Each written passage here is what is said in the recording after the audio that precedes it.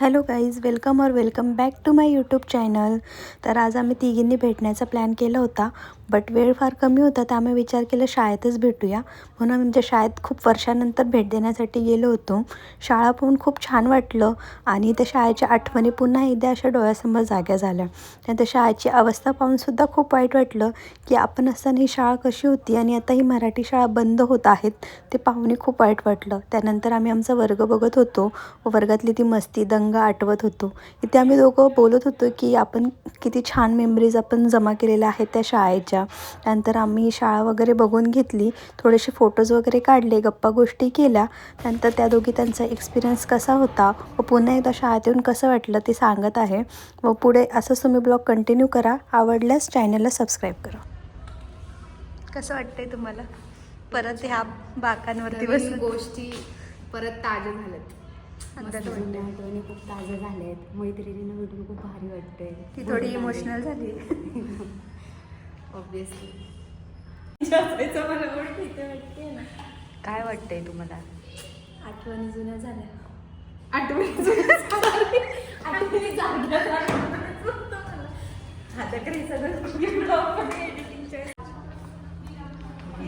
खरं आपले बेंच होते हे आपले बेंच होते. इथं आपण रबर शॉपनर ठेवायचं, इथं पेन पेन्सिल, इथं खाली आवडे ते असायचे आणि सुतार. गाणं कर मला. मैं तो खुद से प्यार जताऊं. What's my name? हा ना, इथं खड्डा करायचं. मला वाटतंय कसं वाटलं आज तुला शाळेत जाऊन सगळ्या मेमरीज वगैरे आठवून? खूप छान वाटलं. ज्या छोट्या छोट्या आम्ही मेमरीज केल्या होत्या, म्हणजे जसं की लगोरी वगैरे, तर ते सगळं रिकॉल होत होतं. बेंचेस वगैरे सगळ्या मेमरीज अशा हॅपीनेस देत होत्या. असं वाटत होतं की परत आता त्या काळामध्ये जावं आणि सगळं एन्जॉय करावं. असं वाटतच नाही आपण एवढे मोठे झालोय की आपण त्या शाळेला व्हिजिट देतोय. हां, अशी एक अजिबात नाही. आणि कुठेतरी ही खंत पण आहे की आम्ही गेल्यानंतर ती शाळा आहे ना कुठेतरी संपत चालली. मराठी. तर असं वाटतं की जी येणारी आत्ताची जी पिढी आहे त्यांनी खरंच या गोष्टीकडं फोकस करावं आणि आपलं जे शाळेचं अस्तित्व आहे ते जपावं. आणि जी मज्जा. मग कसं वाटलं तुम्हाला शाळेमध्ये परत रिएंटर करून? खूप छान वाटलं. आणि एका गोष्टीचं वाईट वाटते की मराठी शाळा आता बंद होत आहेत, तर त्या झाल्या नाही पाहिजे. आज लोकांनी मराठी शाळेत टाकलं पाहिजे, त्यासहित इंग्लिश पण शिकलं पाहिजे. बट खरंच ज्या शाळेच्या आठवणी, ज्या शाळेतून आम्ही म्हणजे मोठे झालो, एवढं काही शिकायला भेटलं ते आता भेटणारच नाही. आणि त्यावेळेच्या ज्या आपल्या शिक्षिका वगैरे होत्या तशा आता शिक्षिकाच राहिलेल्या नाही आहेत. तर मी रेकमेंड करेल की तुम्ही मराठी शाळा अजून पण चालू ठेवल्या पाहिजे. कसं वाटतंय तुला शाळेमध्ये आज परत गेल्यानंतर? मला खूप भारी वाटलं जाऊन. माझ्या सगळ्या जुन्या आठवणी जागे झाल्या. असं वाटलं मला मी माझं पहिल्याचं आयुष्य जगते. ते मुमेंट्स मला परत जगायला आवडतील, बट ते नाही होणार. त्याच्यामुळे मला असं वाटतं की या ज्या मराठी शाळा आहेत, ज्या संस्कृती जपतात त्या आपण वाढवाव्या आणि जी काही मैत्री आहे आपली ती अशीच टिकून राहावी, किंवा हल्लीच्या पिढीने पण ना की फोनमध्ये जास्त इन्व्हॉल्व व्हावं. आमच्या टाईममध्ये जसे आम्ही गेम वगैरे खेळत होतो तशा टाईमी पण खेळाव्या, जेणेकरून ते जास्त करून मेमरीज तयार करतील. आणि मग जेव्हा ते आमच्या वयाचे होतील त्यांना ते रिकॉलेशन राहील त्यांच्या माइंडमध्ये की आपण या जागेवर हे खेळलो होतो, किंवा या जागेवरती या मेमरीज आहेत.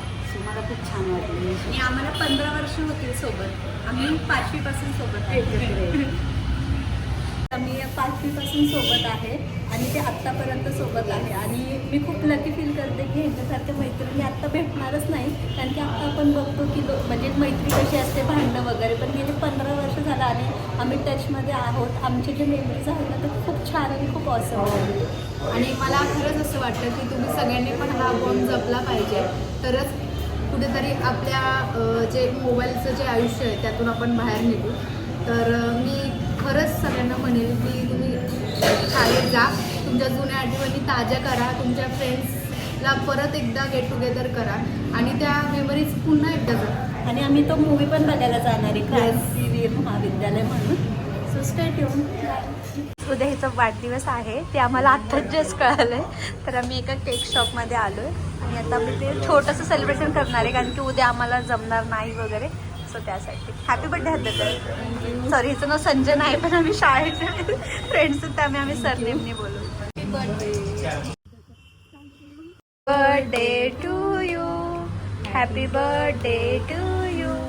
Happy birthday dear Sanju. Happy birthday to you.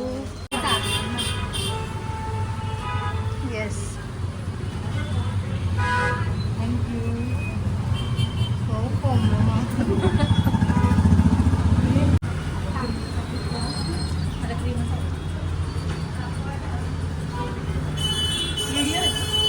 तूच काय ऑन केलं? ही इमोशनल झाली इकडे. म्हणजे एवढ्या वर्षांनी नाही का.